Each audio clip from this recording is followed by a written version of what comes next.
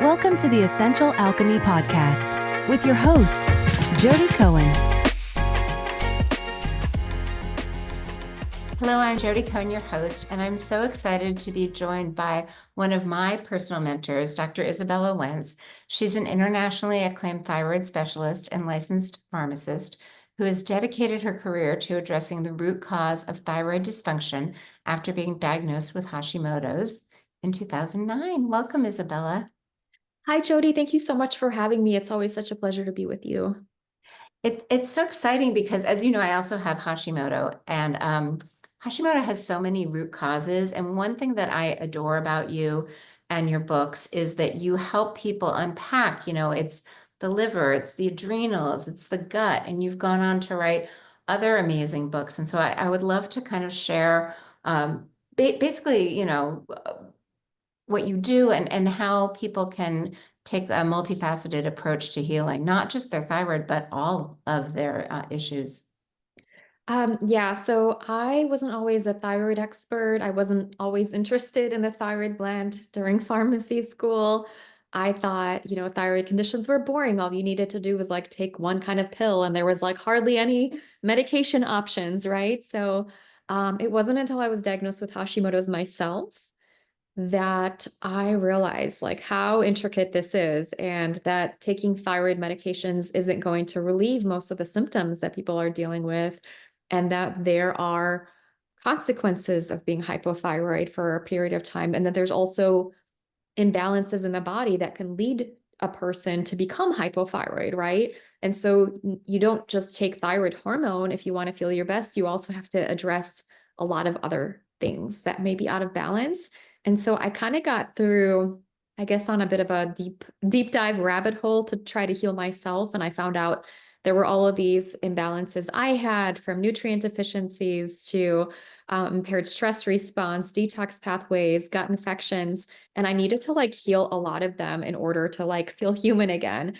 And throughout that process, I documented everything I did. I ended up writing a book about that, and then I started to work with other people with Hashimoto's and thyroid issues. And man, has it been a learning experience, right? Because not everybody has the same root causes and triggers, and there might be a lot of different things that we need to do to get a person in balance. Yeah, and I love, your first book, you kind of talk about starting with the liver, which I know is really documented. And then your second book, you really did a deep dive into stress and the adrenals. And I'd love to share that knowledge. Yeah, of course. So I actually have 4 books that I wrote. The first one was like a research-based book on some of the root causes. The second book was the Hashimoto's protocol. So it's a 9-day plan into starting off with the liver, and then focusing on the adrenals, and then ending up on the gut. And then my third book was a nutrition guide for people with Hashimoto's. And the most recent book was about adrenals. And the reason why I got there is because a lot of people that I've worked with Hashimoto's and hypothyroidism, they end up having some kind of a adrenal dysfunction where they're just not processing stress correctly, and their stress hormones just seem to be out of balance, not because their organs are damaged, but because they're just out of balance. And so um, when I first started working with people, and what got me better was utilizing hormones to get my adrenals back in balance. So I utilized things like pregnenolone and DHEA and hydrocortisone, also some intense lifestyle changes. So like quitting caffeine and sleeping for 12 hours a night for 30 days just to get myself back into balance. But then when I had my son in 2018, within a few months of being like a sleep deprived new mom, I was like, oh no, I'm having all of the symptoms of adrenal fatigue, adrenal dysfunction, but I really can't you know, go for 30 days and sleep 12 hours a night with an infant, nor can I take like these hormones. Like I don't want my baby growing chest hair from whatever hormones I'm taking, or even, even some of the herbs, they're not necessarily safe for breastfeeding moms. And then I was like, oh my, like I clearly have this condition with these symptoms, and I'm at risk for getting sick all over again. And I also have this newborn that I want to take care of, and I can't use any of my protocols. And so the adrenal transformation protocol was really born out of trying to find some lifestyle changes and very, very gentle methods to bring back a nervous system, a stress response into balance. And I ended up testing it with thousands of people now. We run the program once a year since 20 or twice a year since 2020. So we've had a few thousand people go through it.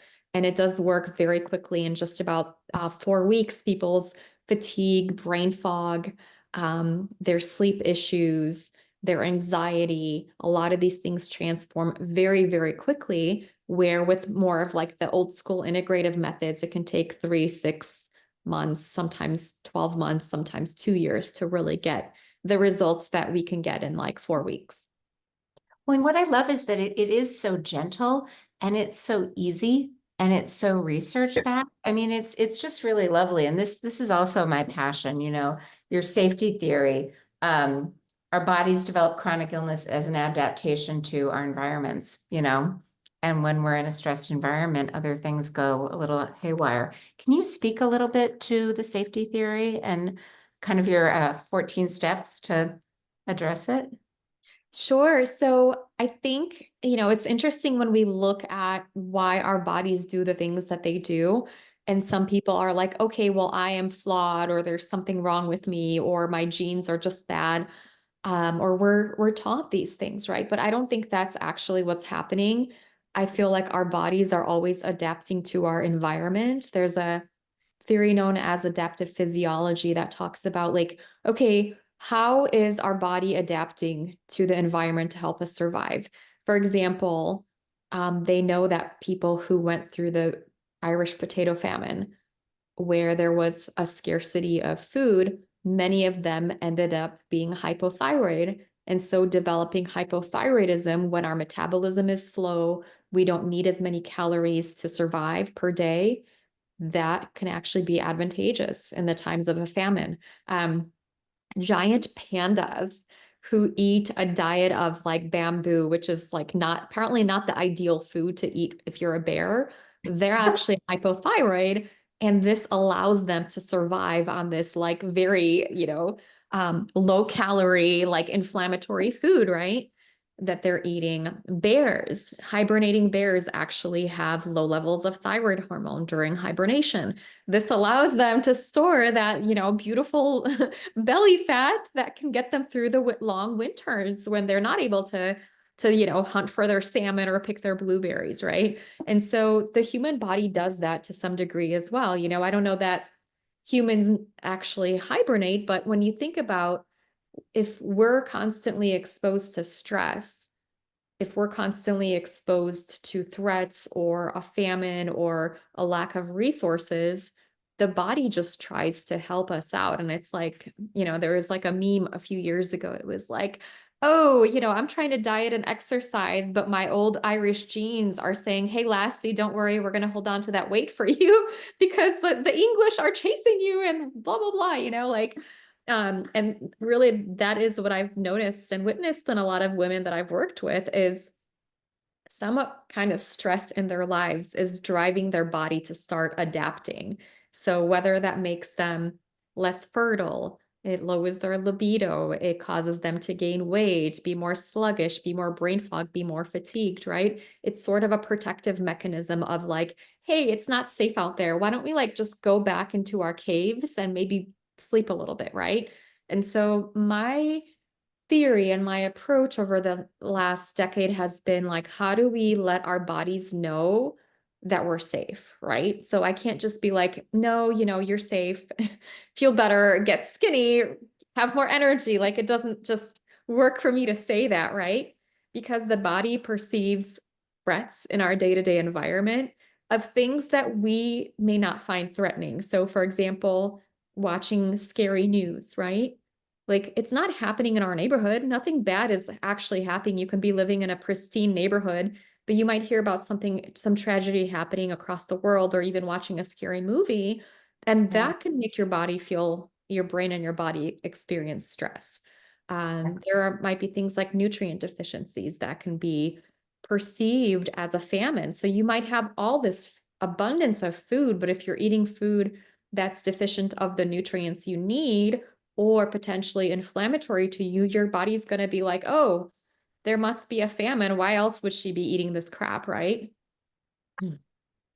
You know what I love that just dot connected for me when the body is perceiving danger, if you kind of hit it really hard, that feels dangerous. So I do think there's a reason that your slow and gentle approach is more effective, in such a short period of time.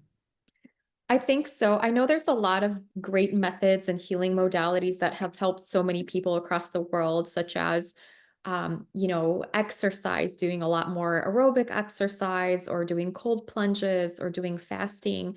And the population of people that I work with, they're the people that are like, oh my gosh, I'm doing more exercise and I'm gaining weight.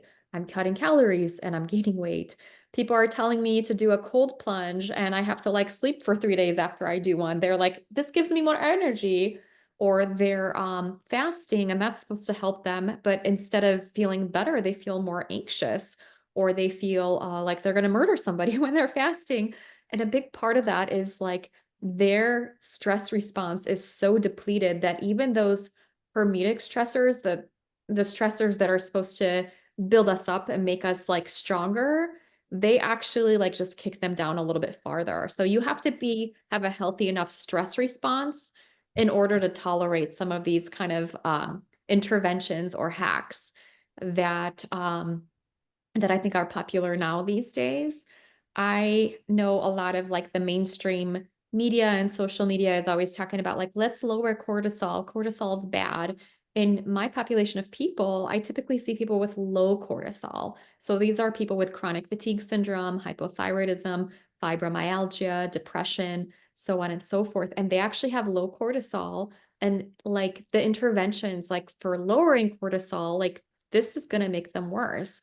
We need just the right amounts of cortisol. Like too much cortisol is bad, but not enough cortisol can actually kill you. So we want to make sure that we have healthy amounts of cortisol and getting that into balance. And cortisol is our main stress hormone. It's funny. I wanted to share. My daughter and I went on a hiking trip in Norway, and one of the things was you jump into this fjord, which is a natural cold plunge. My legs like froze up. I was a little worried I was going to drown. They froze up. They started cramping. I was like, this is not good. So I got out. And then when we were at an event, Magdalena's like, let's do this. Same thing happened. I got in the cold plunge. Fortunately, there was a trained professional there who said, this is a trauma response. This is just your body. So he got me out. He let me, cry. And then I got back in and it didn't happen. But I was thinking when you were talking, like for me, it was the opposite. Like cold plunge is supposed to be a healthy thing, but if you have certain kinds of trauma, it's the opposite. So, I love that you're making this more gentle and also I love that you're kind of taking off certain stigmas of people doing something wrong, of it, them being a victim. Like this is wonderful. Yeah, and I think there's a lot of these amazing healing modalities. And my big thing with people is I have them take a piece of paper and I have them write on the left hand what makes you feel better. And on the right hand, I have them write what makes you feel worse. And so a lot of the healing modalities are developed based on that. It's figuring out what really makes people feel better. And then, once you get things into balance and you're strong enough and resilient enough, then perhaps you'll be able to tolerate some of the more intensive things like aerobic exercise, fasting, cold plunges if you need them, or you might not need them at all, right? Yeah. So let's dive into kind of your safety signals. And you spoke to the first one, nutrient density is number one. Yeah, so absolutely. And I think this is something that we don't think about, most of us being starved this day and age, right? Because food is so abundant. But because we have so much processed food, a lot of it can be just empty calories. And there are people who are overweight yet nutrient deficient, right? And so one of the big things we do throughout the adrenal transformation program and protocol is we focus on nutrient density. And so we're eating enough calories, we're focusing on macronutrients, so protein and fat, as well as trying to get some nutrient dense food into people's systems so that they're not walking around like starved, right? And depleted. I also focus on replenishing some of the nutrients that are commonly depleted during a stress response, such as the B vitamins, vitamin C, magnesium, and electrolytes, just because, when you're been under a lot of stress for a long time, these are some of the things that you're going to be low in. No, I love that. Okay, safety signal 2, lowered inflammation. Inflammation can be a major stressor that contributes to adrenal dysfunction, and pretty much, every illness out there is like tied to inflammation, tied to inflammation. And so some of the sources of inflammation that we can easily control are going to be from our diet. So foods that are personally inflammatory to us, we want to take them out of our diet for the time being. Generally, for many people in the Western world, it's going to be gluten, dairy, soy, sugar, and alcohol that are some of the foods that are going to be inflammatory. And just removing them from our day-to-day life can lower that inflammation bucket so that people just feel significantly better. We also focus on things that support lowered inflammation. One of the drivers of food sensitivities can be gut infections.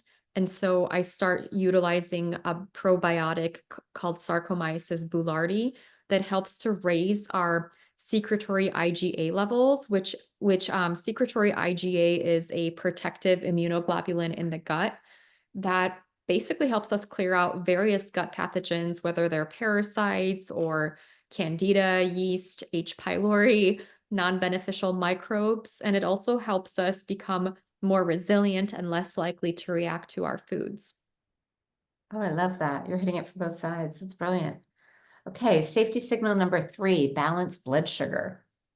I do focus on balancing blood sugar. I feel like a lot of people have said, if I thought I had anxiety, it turns out I just needed to balance my blood sugar. Generally speaking, blood sugar dysregulation puts a stress on the body, and people can have reactive hypoglycemia. This can lead to waking up in the middle of the night and then you can't go back to sleep. This can lead to anxiety, energy crashes. And so the key here is generally getting more protein and fat than the average standard American diet. Fats and proteins don't raise blood sugar as quickly, so we don't get that spike followed by a crash. And I know fasting is kind of the trend, but this can make people feel worse. So depending on where somebody is on their blood sugar balancing journey, we might actually say, we're going to eat more frequently. We're going to be eating every 3 hours and not skip meals. We're going to be making sure you're getting protein and fat with every meal. You're not just going to have green juice. You're not just going to have an apple for a snack. We're going to make sure you're really getting your blood sugar into balance. I love using a CGM, continuous glucose monitor, to see where people are at. A lot of times people that I've worked with do struggle with hypoglycemia or reactive hypoglycemia, where they have that low blood sugar. And then I'll oftentimes use something like myo-inositol to support blood sugar balance. No, that's great. Okay, number 4, hydration. Hydration, this can really disrupt our sleep cycles. We can feel weak, brain foggy, imbalanced. And I oftentimes do recommend people drink water. They utilize electrolytes. There's something called, I thought it was Sol, but it's actually Soleil. So it's fancier than I thought, but sounds fancier. But it basically is just water with sea salt in it and sipping that throughout the day. One of the symptoms of adrenal issues is I just ate a whole bag of chips syndrome is my Oh, name for it, but it's basically salt cravings. yeah. And oftentimes people that are very depleted, they can be depleted in salt. And we don't want to use like the, iodized, bleached table salt. That can be inflammatory. We want to get a high quality sea salt supplement. No, I love that. Okay, safety signal number 5, mitochondrial support. So the mitochondria, a lot of people don't realize that, but they are very, very helpful in making us energy, right? So that's kind of their main role. And chronic stress can damage the structure of the mitochondria. This can contribute to hormonal dysregulation, fatigue, muscle weakness. And a lot of the supplements and nutrients that I utilize, including adrenal adaptogens, actually support the mitochondria. So some of the things I use, plenty of healthy fats in the diet, B vitamins, vitamin C, magnesium, various adaptogens, including ashwagandha, eleuthero, rhodiola, can enhance mitochondrial function. I love to utilize D-ribose and carnitine. Carnitine in particular can help with blood sugar balance. It can help with muscle weakness. It can also help people lose weight when they tend to have too much weight. And the one thing that a lot of people have said, I use L-carnitine plus acetyl L-carnitine, is their brain fog significantly improves with utilizing carnitine. I think we have more than a 90% success rate with brain fog with the adrenal program. But mitochondria, they're very like susceptible to environmental stress. And so a big part of it is balancing them, and getting plenty of restful sleep at night is also important to mitochondrial health. I'm a big proponent of light therapy, and sometimes that means getting some sunshine. Sometimes that means getting some red light. Sometimes that means blackout curtains, right? So you're getting some of that dark light therapy so that your body can rest. Well, that's safety signal number 6, circadian rhythm reset, which I 100% agree with you on. I think Yeah, absolutely. So I'm a big proponent of people that have morning fatigue. Getting that morning sunlight exposure can really help waken them up and help that natural production of cortisol improve. People spend a lot of times indoors, and our indoor light isn't bright enough to signal our body that it's like, this is daytime. It's time to be bright-eyed and bushy-tailed. And then, at nighttime, we use our devices, we use our artificial lights, and then people end up with like this flipped circadian rhythm when their body's just not sure when it's daytime or nighttime. So they're like the night owls, where they're like, I can't sleep I'm tired all day and then I can't sleep at night. And so a big part of that is sending ourselves that light information. I know people, I've lived in California and Texas for the last few years.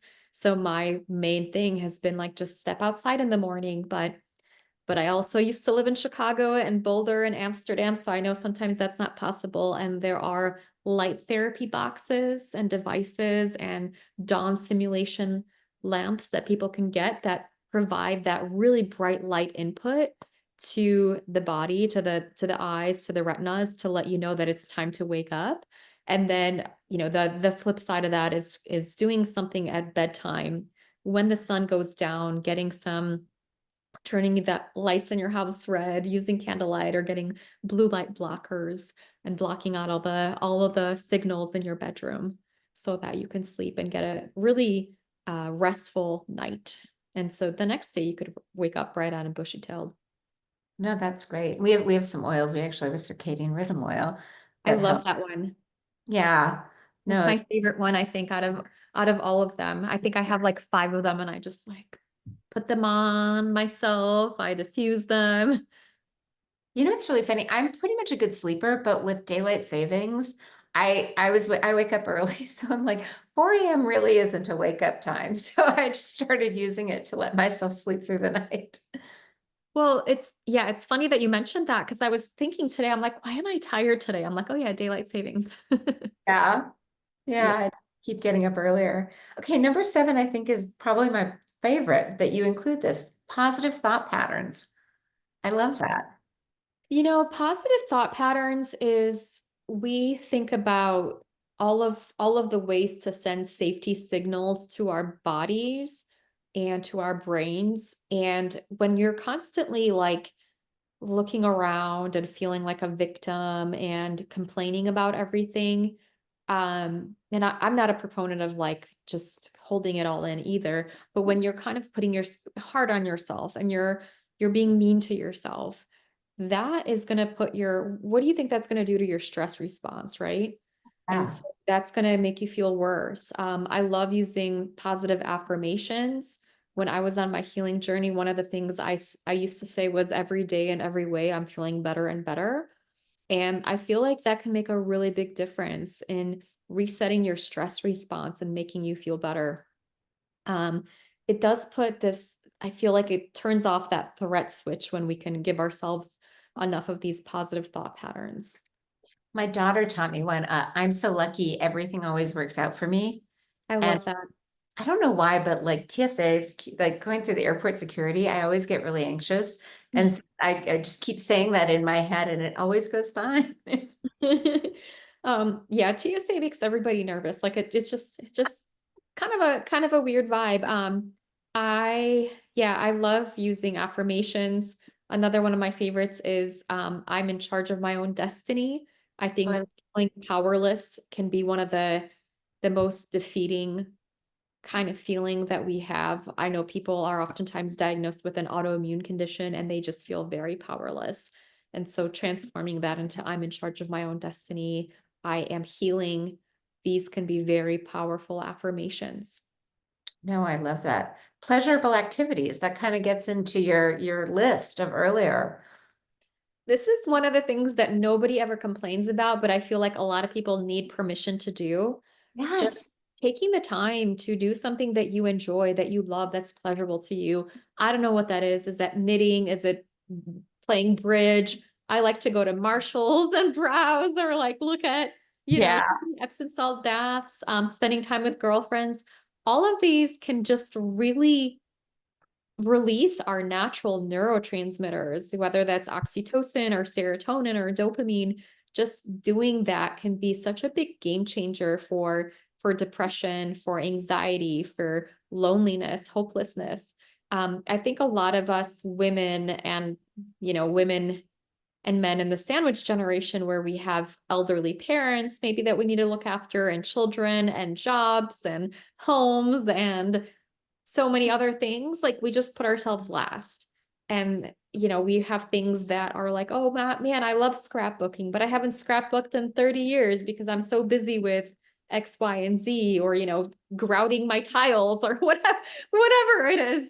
And so really getting that opportunity to release your natural neurotransmitters and oxytocin, this can be like such a big game changer. I think from all of the women that I've worked with, this is one of their favorite Yeah. activities. And that makes such a quick difference. It's like, there was a quote I saw once. It's like, you're not tired because you're doing too many things. You're tired because you're not doing enough of the things that give you energy. No, I agree. Like I love smelling things. I love reading. I love walking my dogs. There are just so many things that I'm like, that's the best thing about having a dog. They do not let you forget them. Pets are a great way to boost oxytocin. Physical contact, cuddle, massage. I love my weighted blanket. I know when I was doing research for my book, I found that like teddy bears are like apparently a big thing for adults in like the UK. And Oh, just wow. hugging a teddy bear, if you don't have a pet, or a partner, can be a really big difference. And of course, you know, aromatherapy. I'm not gonna do it any justice, but because you're the expert, Oh, but that can really promote relaxing and calming feelings. Various essential oils have been researched to help with oxytocin release as well. And yes. so these are some great things you can incorporate into your routine. And it's more about like, what do you enjoy, right? Yes, yes. I love the weighted blanket idea. I love that higher dose like sauna. Sometimes I just get it like I get cold because thyroids. I get in there and warm up. It's amazing. Heat therapy is also another way to increase oxytocin. And so whether that is, taking a hot bath, a sauna, or like a heated little, I love they have these heated little stuffies that you can have and snuggle with. Wow, that's great. No, I love that. I love hot yoga. Okay, creating just because. Love this. So this is for all of the girl bosses out there, right? So sometimes it's like you have a passion and then you create a side hustle or a business. I know I used to love writing. Like that was just like my passion and I just brought me so much joy and relaxation and I would just do it to relax. Now I have like 4 books and I write a blog post, I write online programs. And I have a lot of deadlines, and like, let me tell you, writing is not relaxing these days.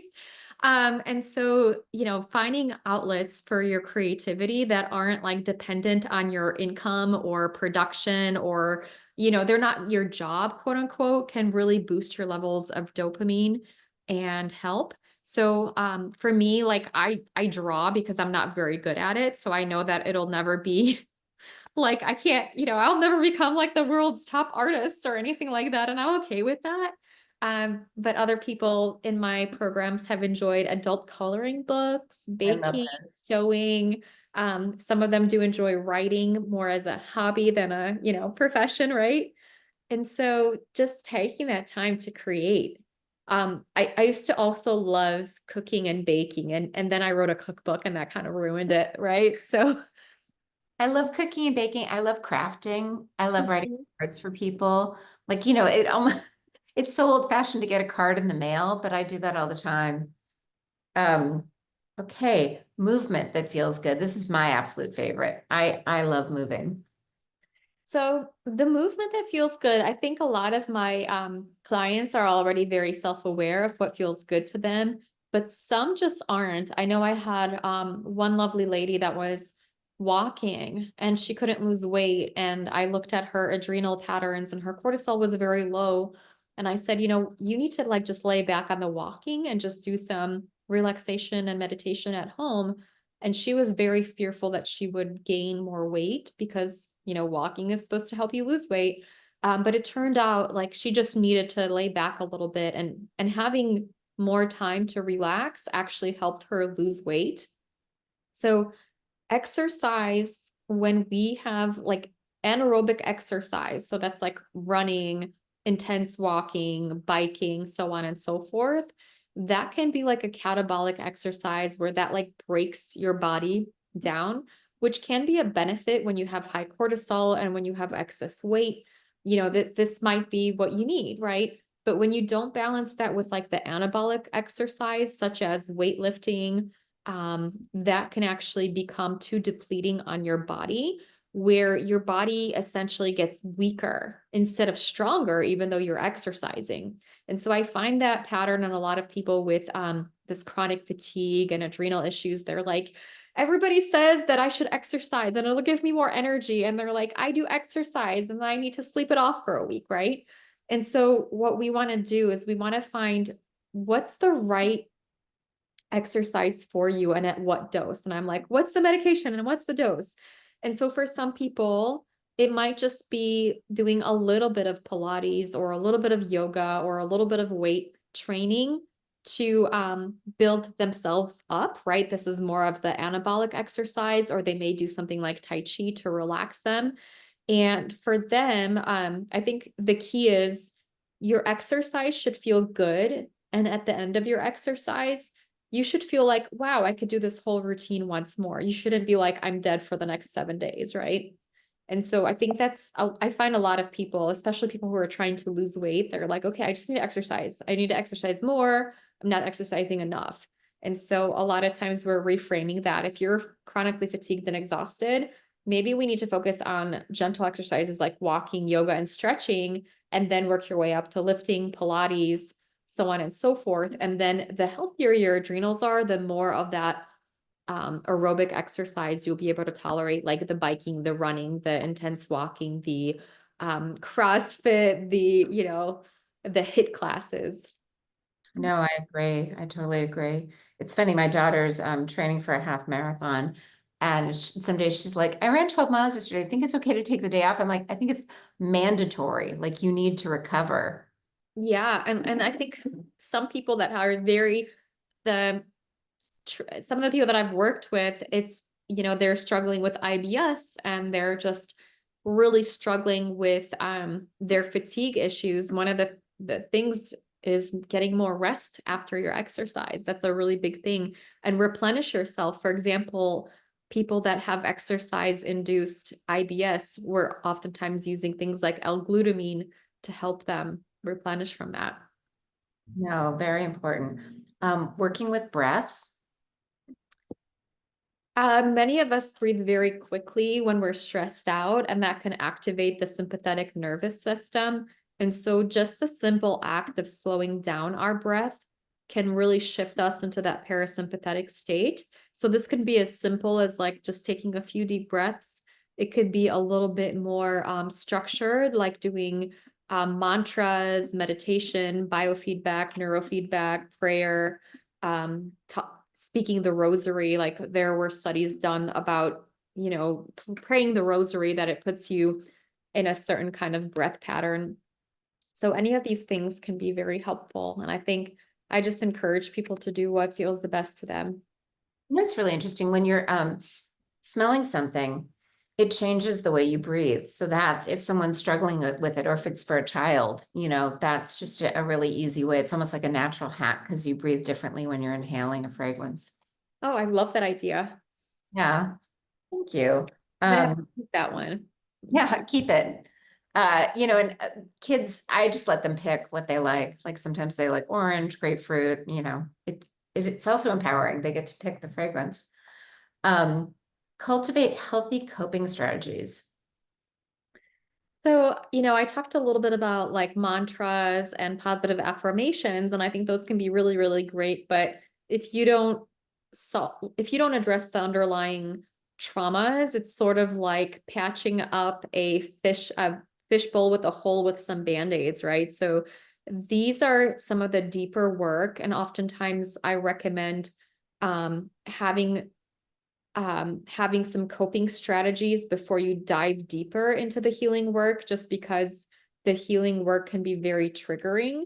And so I have people do like a trigger roadmap where they identify their triggers, they recognize their current coping mechanisms, and then they change how to respond to their triggers. So for example, let's say your trigger is when somebody yells at you.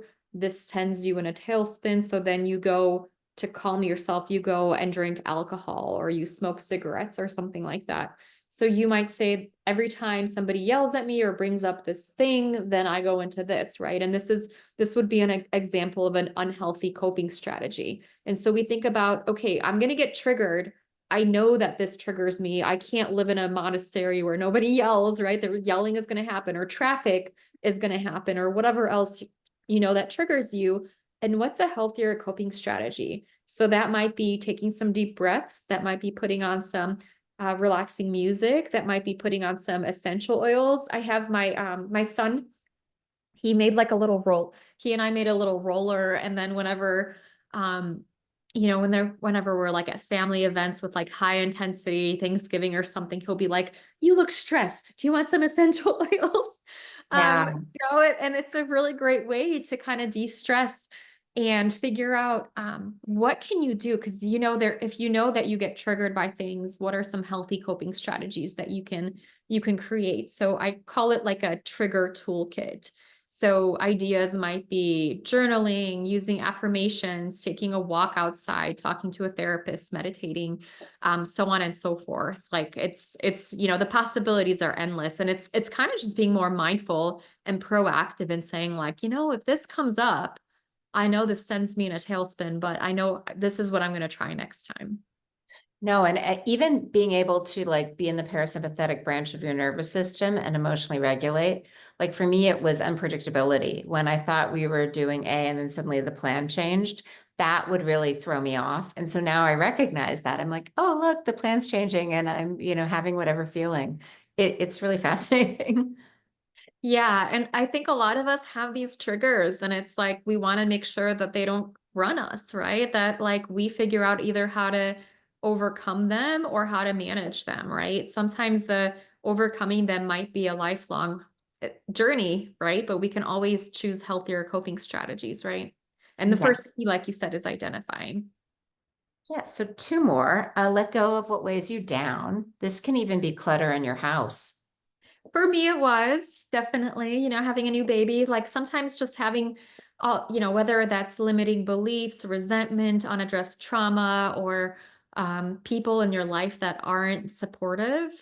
Yeah. These can be things that really, really drag you down. And so working on forgiveness, getting rid of unnecessary things, releasing trauma, I really love EMDR therapy for that. And there's a lot of other types of therapies out there that can help.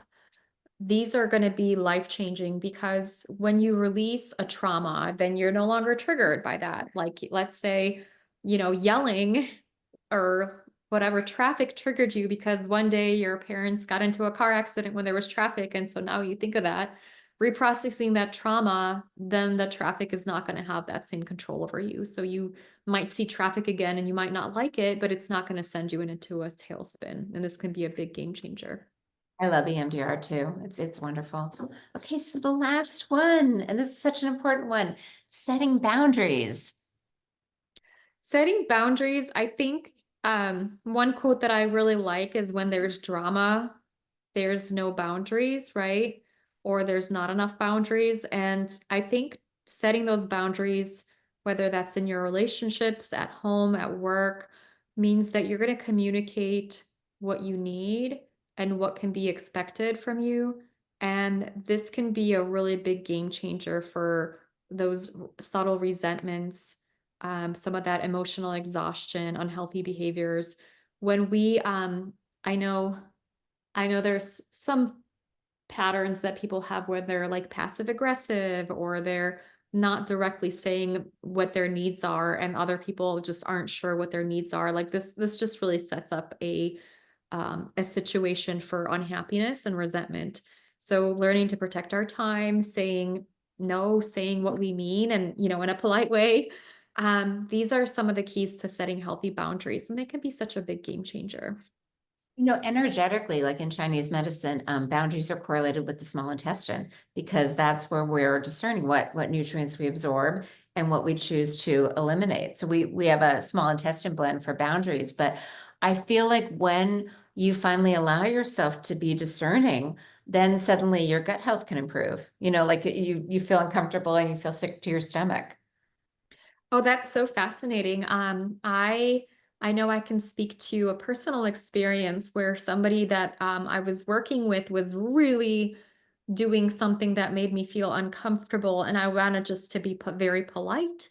And I just, I think a lot of women are socialized just to be very polite and proper and smile and, laugh and all of that. But it just was getting to me and I started having acid reflux, right? And I thought, okay, if it's acid reflux, then I probably have H. pylori. And I tested for H. pylori. I didn't have it. And I'm like, well, maybe I have some new food sensitivities. I tested for those.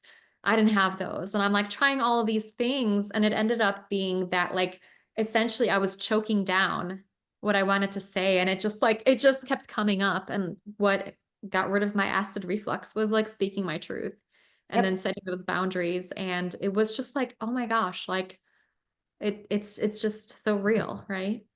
It's really interesting. I was raised to think that if I said no or offended anyone, I was a bad person. And of course I want to be a good person. So working through that in EMDR, it's been life altering, like with every relationship. It's really amazing.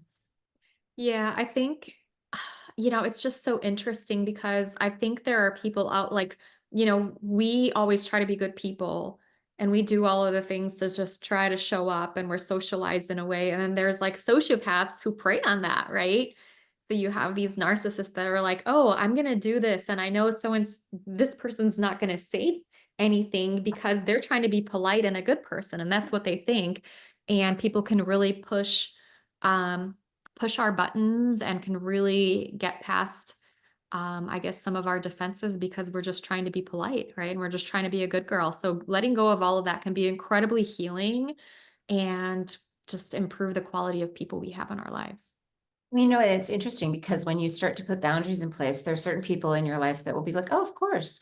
And then there are other people that kind of push back and make you feel guilty. And it's the people that benefited from your lack of boundaries that are going to resist when you put them in place. So it's just a good litmus test. Yeah, it's a beautiful thing. I think the process of it can be hard and very, very uncomfortable. But for a lot of people, especially people with autoimmunity, like this is a requirement to make sure that people in your life are supportive and showing up for you. They're not those energy vampires.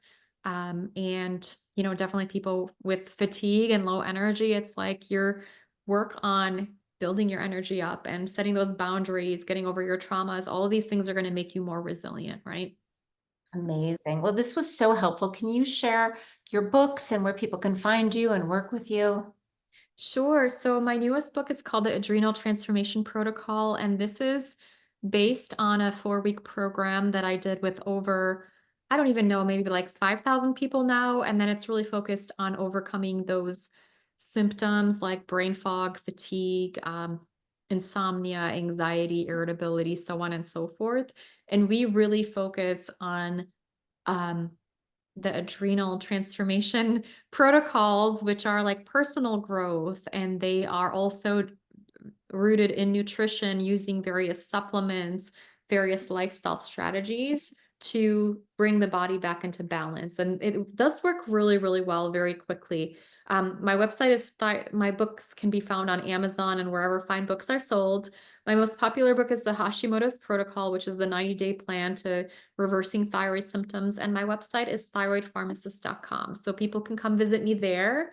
I have a gift with Thyroid Quick Start Guide if they go to thyroidpharmacist.com gift. And if they go to thyroidpharmacist.com/ABC, they can get some of my adrenal strategies. This is amazing. Thank you for your time and your brilliance and all of these safety cues. They're so valuable and just amazing. Thank Oh, you. thank you so much for having me, Jodi, and thank you for the work that you do in the world. Thank you.